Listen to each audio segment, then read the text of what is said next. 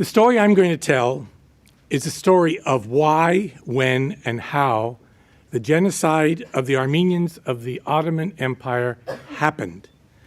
It's a story of a moment of historical passage when empires and national states attempted to accommodate themselves to a transforming world, a world in which nations and nation-states were challenging the sources of legitimacy of empires.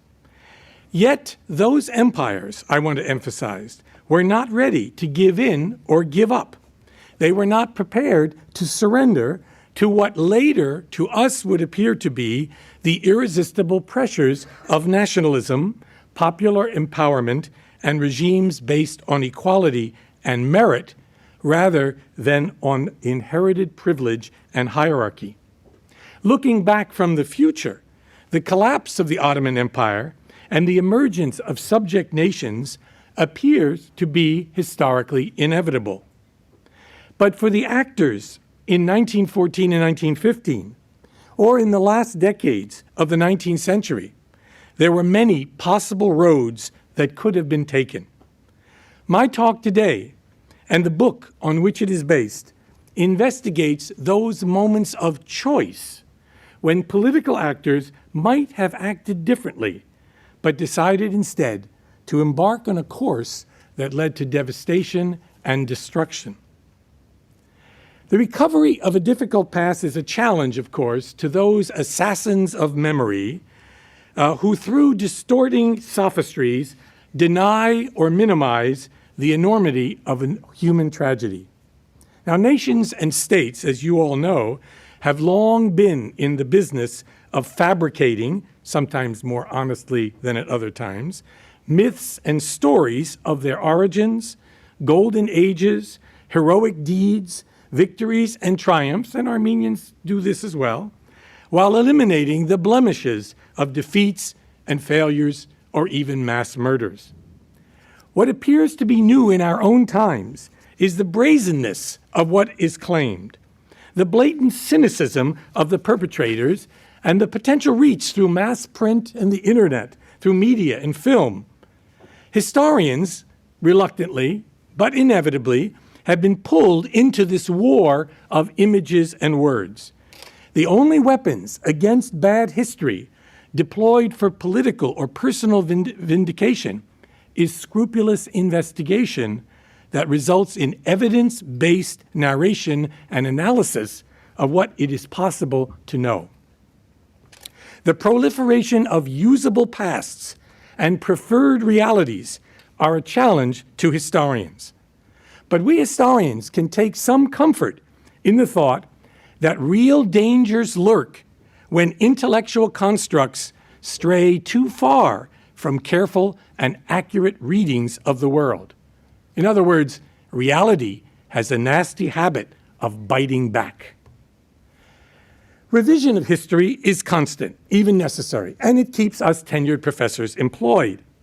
This is what historians do. We look at things new, we change our opinion, we adopt, we change, we know that we can get a better picture. But in some cases, like the fate of the Armenians in the last years of the Ottoman Empire, it has led, this revisionism, to a creation of two separate, contradictory narratives that appear to defy reconciliation.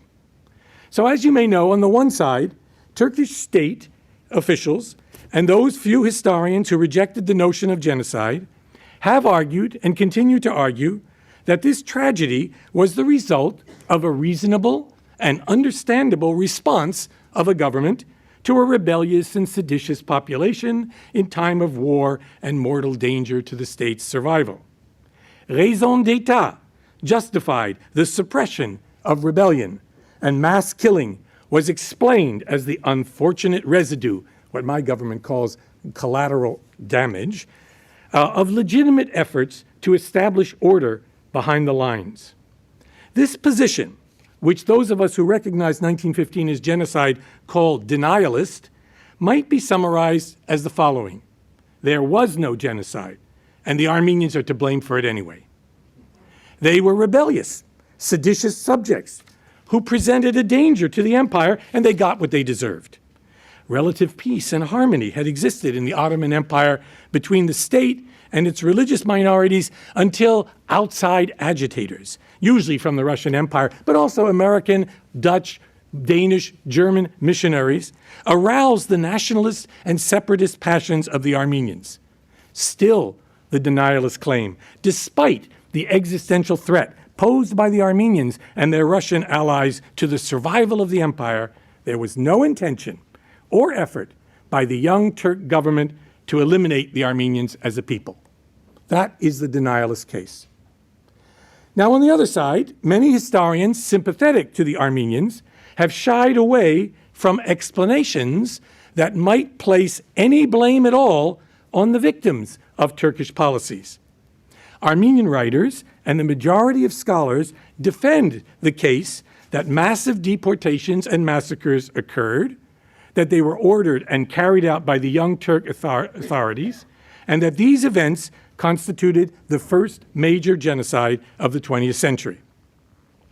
Because a nuanced and complex account of the background and causes of the genocide seemed to some to concede the ground to the deniers, Armenian scholars in particular were reluctant to see any rationale in the acts of the Young Turks. I've been told by some of my senior colleagues that explanation, if I try to explain this, I will then rationalize it and even lead myself inevitably to the denialist position of justification. When explanation was offered, it was usually a kind of essentialist argument that went something like this. Turks are the kind of people who employ massacre and systematic killing. They did it in the 1890s, they did it again in 1909, and they completed it in 1915 and in the early 1920s. That is, in order to maintain their imperial dominance, they resort to the most cruel measures. There are also related arguments, like this is a religious conflict, or it was about two nationalist movements fighting for the possession of a single homeland. In other words, deep, indelible cultural characteristics lay at the bottom of many interpretations on the non-denialist side. Now, I myself have tried to make a different kind of argument, and that's what I'm going to try to explain today. Whatever else the Young Turks were, those guys, those radicals who carried out the genocide, they were never purely Turkish ethno-nationalists. They were never religious fanatics. They remained instead something that might be called Ottoman modernizers in their fundamental self-conception. The Young Turks, including Talat and Enver Pasha, the architects of the genocide, were primarily state imperialists, empire preservers, rather than the founders of an ethnic nation state. They were not Kemalists avant la lettre. That's French, by the way. There was no thought of giving up the Arab lands that they still controlled. There was no thought to eliminate even totally their Christian and Jewish subjects. And when opportunity presented itself in 1918, the Young Turks were prepared to move north and east into Caucasia to create buffer states among other Muslim peoples. On the other hand, over time, the Young Turks came to believe that Muslims, particularly Turks, they didn't even trust the Kurds and Arabs, were the appropriate people to rule the empire. That Muslims, particularly Turks, were the most trustworthy supporters of the Ottoman state, and they increasingly convinced themselves that egalitarian Ottomanism, a kind of multicultural or decentralized empire, was a political fantasy.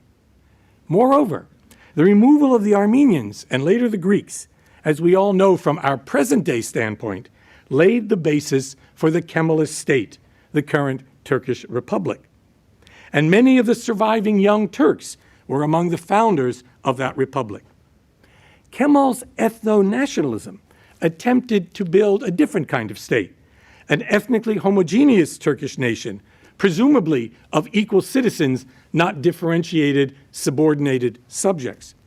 Though ultimately, that national project would itself be thwarted by the millions of Kurds who had lived in eastern Anatolia long before the first Turks arrived and after 1915 would spread into the lands formerly held by Armenians. In my analysis, I make a distinction between the nature of empire and the nature of nation states. Empires are political entities in which there is a dominant population and a subordinate population legally in the stable constitution of this polity. There's no equality of all citizens, as there would be in a nation state. But in that strange entity called empire, the dominant nation, or the dominant group, in this case the Young Turks and their supporters, believed that they could modernize or reform the empire in a particular way to keep themselves dominant over other subject populations. They, in other words, would become a kind of Herrenvolk, a dominant nation among nations. Their project, then, can better be characterized as the creation of an imperial nation within the empire. The nation would not, the empire would continue, but in a new form appropriate for the modern age. We call the 20th century sometimes the age of nations and nationalism, but empires continue to exist and flourish all through the interwar period, the 1920s and 30s, through World War II, and it's only in the post-Second World War period that we finally get rid of them, that you have decolonization and the end of the final overseas empire, 1975 in Portugal, and the Soviet Empire in 1991. So 20th century is still much more an imperial than a nation-state period. Also, one has to understand there are a number of different successive modernizing attempts by the Ottoman leaders. There was a Western-oriented Tanzimat. There was the idea of Ottomanism, in which different peoples would live together, perhaps under their own constitutions, as did the Armenians. There was the Islamic coalition between the Turks and the Kurds under Abdul Hamid II. There was the initial constitutionalism and even an attempt at a rule of law by the Young Turks after 1908. Unfortunately, after 1909, that initial Ottomanism degenerated into absolutism and eventually genocide. Non-Turks within this complex and tremulous political formation tried to find their own way. Let me begin by just telling some who may not know the history that well what happened actually in 1915. And then I'll try to explain my own view of why it happened. There were about 2 million Armenians, maybe 2.5 million Armenians, we don't know exactly, who lived in Ottoman lands, most of them peasants and townspeople, most of them located in the 6 provinces or 6 vilayets of eastern Anatolia.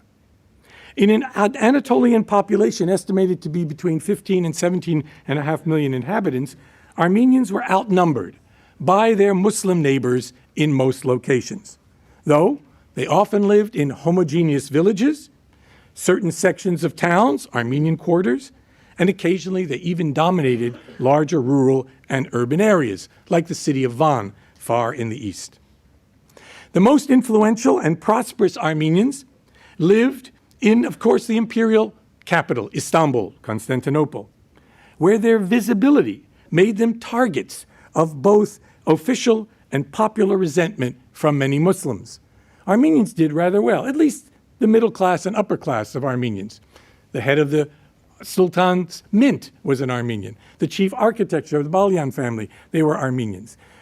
And there was a kind of resentment, a dominant emotion of resentment that was aimed at these successful Armenians who were reversing the normal, natural, Islamic sanctioned social hierarchy that should have existed.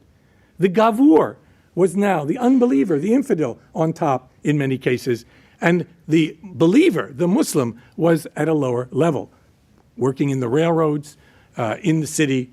And these Armenians, like Jews in Central and Eastern Europe, were visible as a potential target, the target of this kind of resentment. But what really began and we call the first genocide of the 20th century, had its origins in the aspirations of a small group of Ottoman politicians associated with the Committee of Union and Progress, the CUP, popularly known as the Young Turks. Both the radicalization of their intentions and the final implementation of their plans occurred in the context of a deepening social and political crisis and the near destruction of the Ottoman state at the hands of its external enemies. Having lost territory and suffered a colossal defeat in the Balkan Wars, 1912-1913, and forced to accept a European-imposed reform in the so-called Armenian provinces, the Young Turks decided in 1914 August to join the Central Powers, Germany and Austro-Hungary, as they waged war against the Entente, Great Britain, France, and Russia. This was a desperate effort to restore and strengthen their empire. Armenians precariously straddled the Russo-Ottoman front. They lived on both sides, and both the Russians and the Ottomans attempted to recruit Armenians into their campaigns against their enemies. Most Ottoman Armenians supported and even fought alongside the Ottomans against the Russians, while Armenians in Russia, organized in volunteer units, joined the Tsarist campaign and fought against the Ottomans. In late 1914 and early 1915, massacres of Christians, Armenians and Assyrians, and Muslims occurred in the Caucasus and Persia, where Russian and Ottoman forces faced each other. So even before there was any act of genocide, there was already killing by Russian forces and by some Armenians against Muslims, by Muslims in Persia, in the Caucasus, in the Ottoman Empire itself, against the enemy. In early 1915, the Ottomans lost a major battle on the Caucasian front at Sarıkamış, and important Young Turks attributed that loss to Armenian treachery. Now, you must remember that the Armenian political parties not only were supporting the Ottoman government in the Ottoman Empire against the Russians, but helped mobilize tens of thousands, if not 100,000, young Armenians to fight in the Ottoman army against the Russians. But when this battle was lost in late February and early March 1915, the Young Turk government, led by Talat and Enver, ordered the disarming of the Armenian soldiers and their transfer into labor battalions, amele tabuları. The first victims of the state then were the demobilized Armenian soldiers who were easily segregated and systematically killed. Thus, the muscle of the Armenian communities was removed. Almost immediately, the government then ordered the deportation of Armenians from cities, towns, and villages in the east, ostensibly as a necessary military measure to ensure the security in the rear. Soon, however, Armenians throughout the country were forced to gather what belongings they could carry or transport and leave their homes at short notice. The exodus of Armenians was haphazard and brutal. Irregular forces, local Kurds and Circassians, the Teşkilat-i Masusa, special organization organized by the Young Turks, cut down hundreds of thousands of Christians as civil and military officials oversaw and facilitated the removal of the empire's Armenian and Assyrian subjects. When some Armenians resisted what they saw as the encroaching massacres in the city of Van in eastern Anatolia, the Committee of Union and Progress then had the leading intellectuals and politicians in Istanbul, several of them deputies to the Ottoman parliament, some of them friends of Talat himself, arrested on April 24th, 1915, that is the day we commemorate as the Genocide Day, and then they were sent from the city. Most of them perished in the next few months. Thus was the brain of the Ottoman Armenian people removed, the intellectual and political leadership, and the connective tissue that linked separate communities together. Women and children and old men in town after town were marched through the valleys and mountains of eastern Anatolia. As we saw last night, this was a gendered genocide. The men first killed or taken out of the town and massacred in the Kamach Gorge or in other killing fields. And then women and children were marched. Women died, committed suicide, or were forcibly assimilated and Islamized and enslaved in many cases in Muslim families. Hundreds of thousands of women may have survived as wives, as children, as Muslims.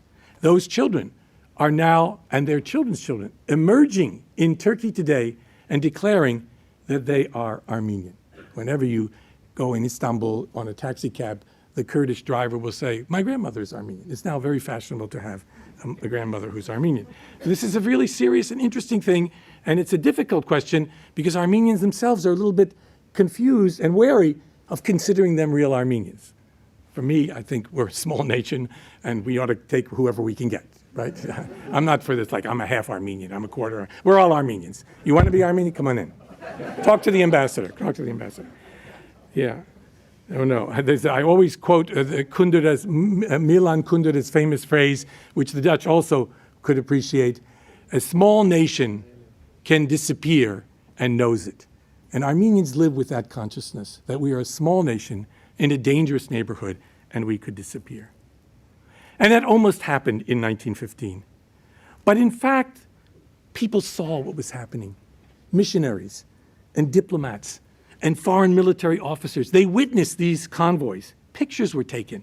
People recorded in diaries and letters what they saw. They sent reports home about the death marches and the killing fields. And when those who made it to the Syrian deserts, to Deir Zor, were organized and gathered in concentration camps, there they were left to starve to death. And then again in 1916, new massacres occurred as well. It's estimated conservatively that somewhere between 600,000 to over 1 million were slaughtered or died on the marches. Other tens of thousands fled to the north, to the relative safety of the Russian Caucasus, to what is today Armenia and southern Caucasus. Those who observed the killings, as well as the Allied powers engaged in the war against the Ottomans, repeatedly claimed that they had never seen anything like this. In May 1915, they issued the first international document that talked about these events and called it crimes against humanity. Actually, the word for what had happened had not yet been invented. There was no concept yet called genocide to mark the state-targeted killing of a designated ethno-religious people. At the time, those who needed the word borrowed it from the Bible and called it Holocaust. My great-grandparents were among the victims. The causes of the genocide are difficult to enumerate. They were both long-term and immediate. And so to understand what happened, why this long historical trail of events and experiences ended up in mass killing, I have developed my own concept to try to explain the mental state, the universe of understanding and feeling that the young Turks had acquired. And I call this an affective disposition.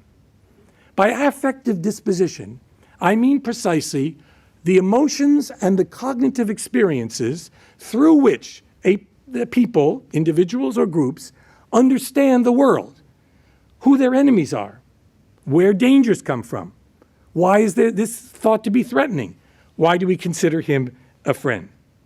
It's in that construction, this Manichaean construction of internal enemies and a pervasive fear that ultimately would trigger the deadly pathological response to real and imagined immediate and future dangers that would lead to genocide. This government had come to believe that among its subject peoples, whole nations presented an immediate threat to the security of the state. Defense of the empire and of the Turkish nation, I put that in quotes, became the rationale for mass murder. Now, Armenians were neither passive nor submissive victims. They were a people who had their own aspirations and desires within the Ottoman Empire. As I said, most of them wanted to be Ottoman citizens. After 1908, they wanted to live in a constitutional regime based on law. They wanted to be protected from the predations of the Kurds and other nomads in Eastern Europe.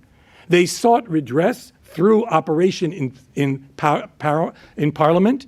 They gave up their revolutionary organizations and declared they would work within the system, all with the idea of pushing for a program of reform, hopefully guaranteed by Europe, that would indeed give them some security and allow for their prosperous future. But even though they were actors and not simply victims, they were not as powerful as their enemies. The power to decide their fate was largely out of their hands. You might say a great inequality in agency existed between the Young Turks and their armed agents on the one hand, and the segmented and dispersed Armenians. So what I do in my book, and what I will do to some extent today, is try to tell you about the generation, the genealogy of this emotional state, this affective disposition. A disposition is something that makes you more likely to do something over here than over there. You might say that this glass has a brittle disposition. If I throw it off the table, it will shatter. If I leave it alone, or if I take care of it, it'll be fine. So it has a disposition, but there has to be a precipitating event in order for it to act in a certain way. Like moods, dispositions can be seen or viewed as appraisal propensities. That is, states in which individuals will see events in a particular way. Let's say you start to fear something. That will be part of a disposition. You'll start to see threats. Let's say you're angry because of something someone has done to you. You will act in certain ways, ask for forgiveness, or sulk, or hit back. If your disposition moves from anger to hatred, when the target is no longer someone who has done something to you, but rather someone whose very existence threatens you, then you have a different action tendency. You must get rid of that person. And what I do in the book is try to show how this tendency or proclivity to act in a murderous way was created and generated and became more radical over time. A collection of preferences, beliefs, attitudes, habits of mind, and their associated feelings and emotions that led the Young Turks and many of their followers to carry out these killings. I am not saying that this is an irrational or sub-rational thing. Rather, there's a high degree of cognition and of understanding in this mix of emotion and rationality that ultimately will lead to this genocide. The first instances and the first kinds of evidence I have for the generation of this affective disposition come from the highest authorities in the state, from Abdul Hamid II himself. One can read his own memoirs and letters and see what his attitudes of the Armenians are. And one might say it begins roughly around 1878. Before this, the Armenians were known as the Milleti Sadika, the loyal millet. They hadn't revolted, as did the Greeks, the Serbs, the Romanians, the Bulgarians, etc. But Abdul Hamid was extraordinarily upset by the fact that in 1878, the Armenians petitioned the Russians to try to bring some redress through the Treaty of San Stefano to their condition in eastern Anatolia. And began to see them as a threat, a kind of fifth column within the empire linked to the most dangerous enemies outside. Abdul Hamid's solution was to form an alliance with the Kurds through the Hamidiya regiments, kind of Cossack-like units that would be used to patrol eastern Anatolia, keep Armenians in their place, and try to reverse the status reversal where Gavurs were now in a superior position. That was one solution. It created more problems, more killing in 1894, 1896 than before. At the same time, among a group of young Turks, this with small y, ideas of the new Turkish nation, of the nature of Turks as an ancient people, also began to develop among the elite. Interestingly enough, before 1908, young Turk revolutionaries were loosely and with some reluctance allied to Armenian revolutionaries. The Armenians were far less a threat than Kurds had been, who revolted over and over again, or these young Turk revolutionaries who in July 1908 would actually overthrow the power of Abdul Hamid II. When that revolution occurred, Armenians, Jews, Greeks, and Muslims celebrated what was thought to be a new era of reform and reconciliation within the empire. Society woke up. Dozens of newspapers appeared. Socialists, feminists, Democrats all expressed their hopes for a freer, more just society. Women came out more frequently in public, in concerts and theater. Women's education became more available. Armenians began to ring their church bells or actually demonstrate in the streets. They were given the right to carry arms, and some of them would openly. And you can imagine how in this empire that also generated a sense of fear and anxiety among some ethnically Muslim or religiously Muslim, ethnically Turkish or Kurdish populations. And that fear resulted and erupted in April of 1909 in the Cilician city of Adana, where conservative forces carried out an urban riot in which some 20,000 Armenians were killed.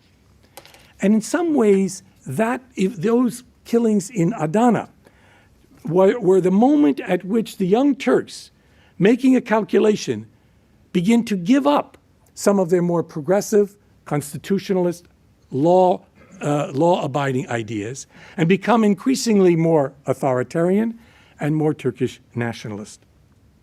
In the years from 1909 to 1914, what you find in the attitudes of the Young Turks and of more popularly in the population is increasing resentment and fear of non-Turkish peoples. A boycott campaign was held, first against foreign Greeks, and then it turned into a boycott against the Rum, the Ottoman Greeks. Armenians are in some way a stand-in for the kinds of rebellious Christian populations in the Baltic lands as well.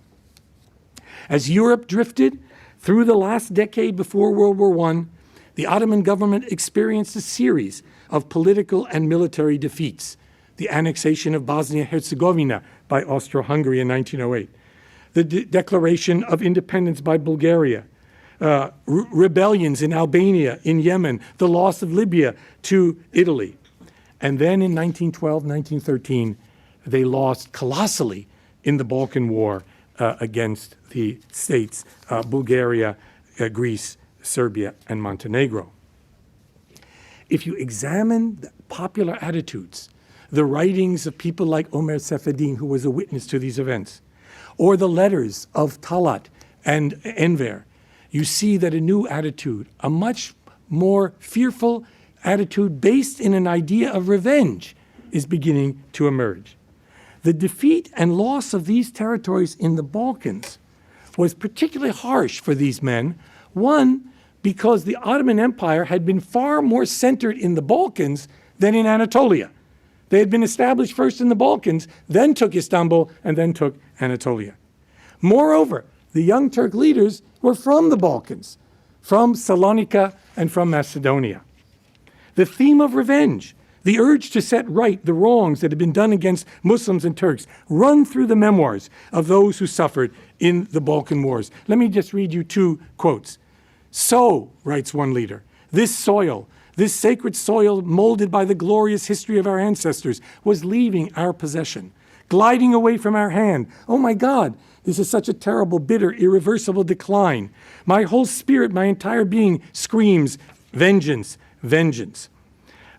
This generation of people like Enver and Talat, or Nazim and Dr. Shakir, they also were extraordinarily upset by these losses. Here's what Nazim himself writes. "The pretensions of various nationalities are a capital source of annoyance for us. We hold linguistic, historic, and ethnic aspirations in abhorrence. This and that group will have to disappear. There should be only one nation on our soil, the Ottoman nation, and only one language, Turkish." Nazim went on to plot that the Young Turks would first defeat the Muslim Albanians, who think they are invincible, he writes, and having shed Muslim blood, let the Gavurs beware. These attitudes only crystallized and became worse in 1914 when the European powers, mostly Germany and Russia in negotiation, finally worked out a reform for the empire. that would be imposed and give European governors, one of whom was a Dutchman, Vestenek, inspectors to reform and protect the Armenians in Anatolia. This was an alternative to other solutions, the reform. But the Young Turks, now, after January 1913, Talat and Enver had carried out a coup against a more liberal government. The most radical Turks, Young Turks, were now in power. They were determined not to implement this reform. And so in 1914, they turned to an alliance with the Germans. I'm arguing that the reform of 1914 pointed toward a different kind of Ottoman Empire, one in which European powers would supervise reforms, particularly adjudications of land between Kurds and Armenians. Both Abdülhamid II and the Young Turks had ultimately sided with the Kurds against the Armenians and abandoned efforts to deal with these land disputes. I would argue, had World War I not broken out, the possibility of a more decentralized Ottoman Empire under European supervision may well have succeeded. But the Young Turks hated this reform, and in their minds, Europe wanted a divided and weak Ottoman Empire, and the 1914 plan was simply part of a European plot against the Ottoman Empire. As the war began in August of 1914, the Young Turks flirted with the German alliance, also with the possibility of allying with the British and the Russians. Talat himself went to Crimea and met with Nicholas II, the Tsar of Russia, and Sazonov, the foreign minister. But ultimately, the Russians and the British demanded that the reforms of 1914 be carried out. Talat didn't want that. They went back, they sided with the Germans, convinced, they were right in this, that the Germans would not force them to carry out these reforms. And so they moved to another, far more fatalistic, far more difficult, far more terrible solution to these problems.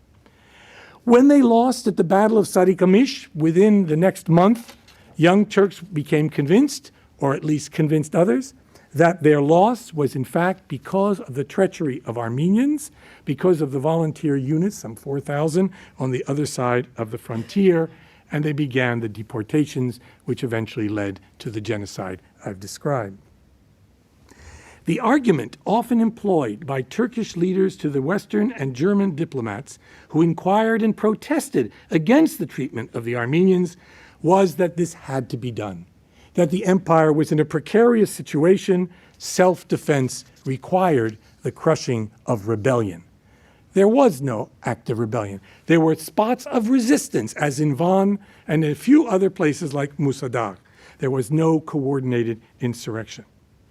But let me read to you the telling interview with the American ambassador Henry Morgenthau, where Talat himself, a friend of Morgenthal's, conveys the complex of reasons that influenced his decision to eliminate Anatolian Armenians. I'm quoting now from Talat. I've asked you to come here today so that I can explain our position on the whole Armenian subject. We base our objections to the Armenians on three distinct grounds. In the first place, they have enriched themselves at the expense of the Turks. In the second place, they are determined to domineer over us and establish a separate state. In the third place, they have openly encouraged our enemies. Now, here in this interesting quote, the Grand Vizier of the empire speaks of the status reversal of Armenians and Turks. They have enriched themselves at the expense of the Turks and are determined to domineer over us. He speaks of the government's fear of Armenian separatism and the breakup of the empire and of the collaboration of Armenians with the Russians. Angry at the betrayal, fearful of the consequences, great anxiety about the possible future. The very word genocide conjures up images of the most horrendous crimes committed by states against designated peoples. Genocide is a form of mass killing, but all mass killings are not genocide. Genocide is not the murder of people. It is the murder of a people. It is a designed, targeted, intentional killing by a state against a designated ethnic, religious, cultural group. That's precisely what Lemkin had in mind, Raphael Lemkin. That's what the UN definition is.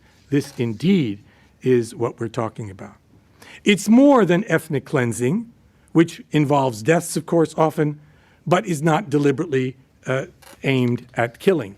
Ethnic cleansing occurs when people want the land, but they don't want the people on it.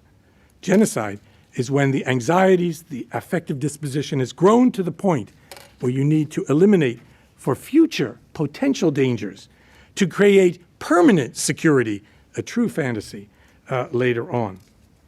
The destruction of the Ermeni millet, of the Armenian people, was carried out in three distinct ways related: by dispersion, spread them out; massacre; and assimilation by conversion to Islam.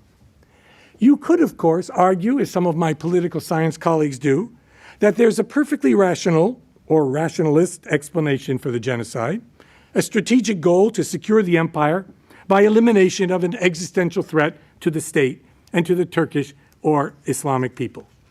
But I'm arguing that before the strategic goal and the rational choice of instruments can be used, even be considered, it's necessary to explain, as I've tried to do, how that existential threat was imagined, how the Armenian enemy was historically and culturally constructed, and what cognitive and emotional processes shaped this affective disposition of the perpetrators that allowed them, compelled them to carry out massive uprooting and murder of this specifically targeted people, and to believe that such killing was justified. Determined to save their empire, the Young Turks had come to power at a moment of radical disintegration of their state. They were threatened in their minds, both by European powers and by non-Turkic peoples, not only by Balkan Christians, but Armenians, Greeks, also Muslim Kurds, and others. For one of the most radical of the Turkish nationalists, Ziya Gökalp, he wrote the following: "The people is like a garden. We are supposed to be the gardeners. First the bad shoots are to be cut, then the scion is to be grafted." Let me conclude with the following thoughts that might, in fact, inform some of our discussion in the next 2 days. I have argued that genocide was not inevitable. Of course, it was predicated on long-standing and ever more extreme affective dispositions and attitudes that demonized the Armenians as a threat that needed to be dealt with. But ultimately, these leaders made a choice at a particular historical conjuncture when the threat to them seemed most palpable. Men make choices. In a particular moment when war and invasion threatened, defeat and dismemberment seemed on the horizon, the Young Turks took disastrous, even self-destructive policy decisions that ultimately annihilated whole peoples and indeed accelerated the fall of their own regime. The Armenian Genocide, along with the killing of the Assyrians and the expulsion of the Anatolian Greeks later, laid the ground, of course, for the more homogeneous nation state that arose from the ashes of the empire. I call this the foundational crime of the Turkish Republic. But let's not be too smug. Let's not be so casual. Like many other states, including Australia, Israel, and the United States, the emergence of the Republic of Turkey involved the removal and subordination of native peoples who had lived on its territory prior to its founding. Even little Armenia has found it necessary in its own imagination to drive hundreds of thousands of Azerbaijanis from its territory. The connection between ethnic cleansing, or genocide, and the legitimacy of the nation state underlies the desperate efforts to deny or distort the history of the nation and the state's genesis. We must all come to terms with that history, first in our own nation. If we try to understand, we may have the salutary effect of questioning continued policies of ethnic homogenization and refusal to recognize the claims and rights of those peoples, minorities or diasporas, Aborigines, Native Americans, Kurds, Palestinians, Assyrians, or Armenians, people who refuse to disappear. Thank you.